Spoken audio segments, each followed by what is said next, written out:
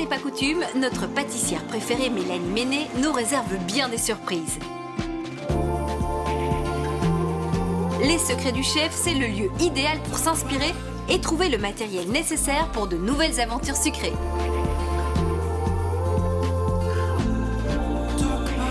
Le Belgian Dream continue, quel bonheur et quel parcours aussi. Ce Florian, il y a 2 ans, il se retrouve bloqué dans son canapé à cause d'un limbago. Et puis ensuite, il est tombé sur le meilleur pâtissier. Il y a pris goût. 2 ans plus tard, il se retrouve dans l'émission Le meilleur pâtissier. Et toi aussi, Mélanie, le hasard a fait partie de ta vie?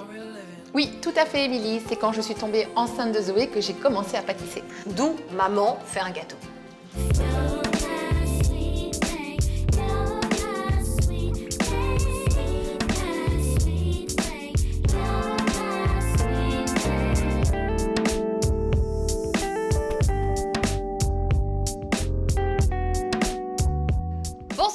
Ravie de vous retrouver, j'espère que vous passez une bonne soirée gourmande. On va continuer avec énormément de plaisir. Bonsoir Mélanie. Bonsoir Émilie. Alors je vois que tu as planté déjà le décor. Ceci n'est pas une cerise, donc on oublie les cerises pour ce soir. Tout à fait. Et on va travailler avec des figues. Qu'est-ce qui nous attend?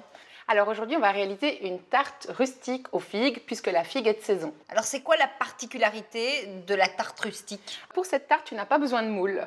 Donc comme son nom l'indique, c'est très rustique, donc tu vas le faire avec tes petites mains. Easy, easy. It's so easy.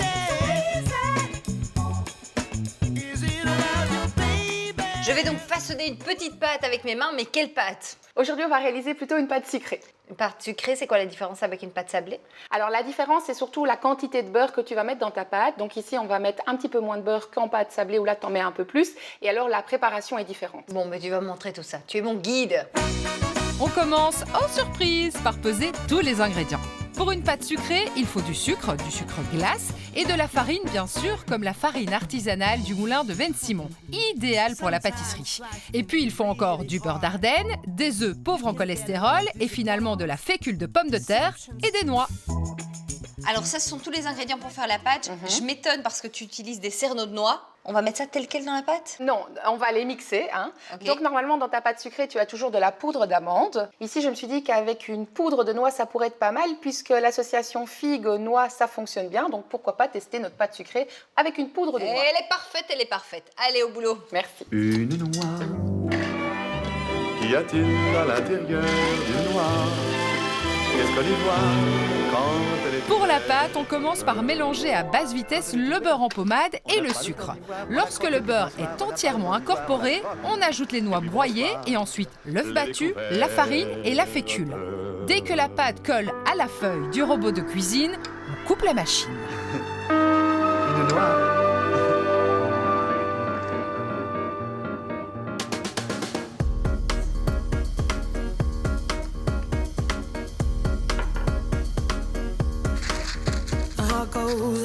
Et pour l'épaisseur, on part sur quoi, Mélanie? Alors on part sur plus ou moins 3-4 mm. C'est rustique, donc tu fais un petit peu comme tu as envie.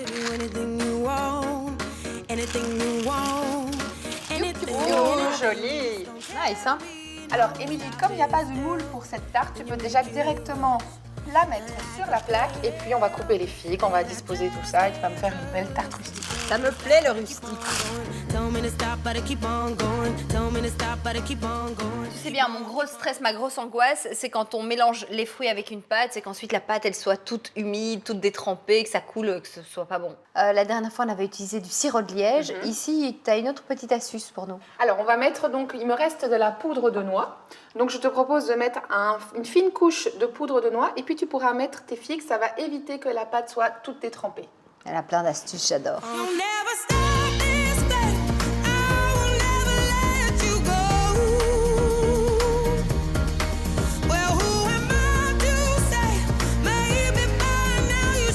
Elle est parfaite. Je sais pas, mais écoute, j'ai essayé en tout cas. C'est rustique. Oui, c'est rustique, on est dans le thème. Et la première étape, c'est quoi? Donc première étape, tu vas rabattre les bords. Alors c'est plus simple de le faire avec le papier, tu vois, pour éviter que ça ne colle. Et ensuite tu badigeonnes donc le contour avec du jaune d'œuf. Et pour terminer, tu vas mettre un sucre un peu rustique aussi. On va prendre du sucre de canne non raffiné. Tu parsèmes sur l'ensemble et puis tu mets ça au four.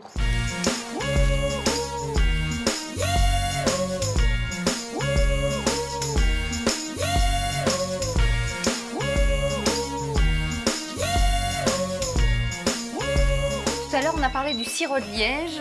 Et honnêtement, moi, tu sais que j'adore marier les figues avec le sirop de liège. Oui. Est-ce qu'on pourrait pas l'utiliser ici? Oui, alors c'est une très très bonne idée. Donc ce qu'on peut faire, c'est réaliser un petit nappage à base de ces sirops de liège. Donc c'est-à-dire que tu vas le faire chauffer avec un petit peu d'eau et quand ta tarte sort du four, tu badigeonnes légèrement tes figues. Je pense que ça va être très très bon. On a que des bonnes idées aujourd'hui. And I could be your favorite girl forever, perfectly together. And tell me, boy, now wouldn't that be sweet if I could be sweet? Après avoir cuit 45 minutes à 180 degrés, notre tarte sort bien croustillante du four et c'est le moment d'y étaler ce délicieux nappage de sirop de liège. We can make it better. And tell me, boy, now wouldn't that be sweet? Alors, je sais pas si c'est bon, parce qu'on n'a pas encore goûté, mais à mon avis, ça sera bon, le goût y sera. C'est une des recettes les plus faciles qu'on ait fait depuis que la cerise sur le gâteau existe. Et ce qui est chouette, c'est que tu peux la décliner avec plein de fruits différents. Oui, tout à fait. Alors tu peux la réaliser avec de la rhubarbe, avec des pommes. L'avantage de cette recette, c'est que tu peux vraiment la décliner sur toutes les formes pour toutes les saisons. Bon, ben Mélanie, moi, le travail est fait. À toi de jouer.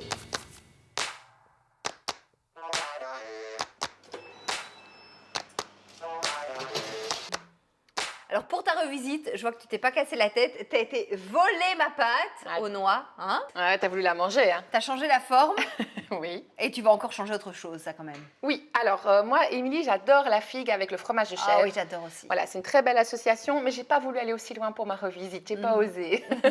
Pas une folle, quoi. Non. Donc du coup, je vais partir sur une mousse à base de yaourt. Ça change un peu, ça va apporter un peu de fraîcheur et de légèreté à cette tarte. Bon, je sens que tu vas encore nous surprendre. Mélanie veut que sa pâte reste bien croustillante et elle a une petite astuce pour ça. Elle laisse fondre un peu de chocolat blanc 100% belge de Vélige Gourmet qu'elle étale en fines couches sur le fond de sa tarte. Après avoir refroidi au frigo, cela donne une délicieuse croûte qui ne laisse rien passer. Passons maintenant à la mousse au yaourt. Comme ingrédient de base, nous prenons de la crème fouettée, mais le mascarpone fera aussi l'affaire. En fait, c'est simple comme tout.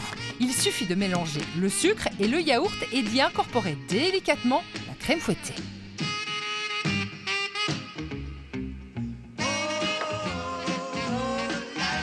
Parmi les ingrédients de base, on retrouve évidemment les noix. Mais pour cette recette, on va les broyer plus grossièrement à la main. Et maintenant, on va monter notre tarte. On s'est pas cassé la tête avec la tarte rustique, on va pas se casser la tête non plus pour le café. Une valeur sûre, c'est évidemment la capsule. Moi, je vais partir sur un piano lungo, ça va me faire du bien. Et puis Mélanie, elle a besoin d'énergie. Elle aussi, ça lui fera du bien. Un petit espresso. Allez, c'est parti.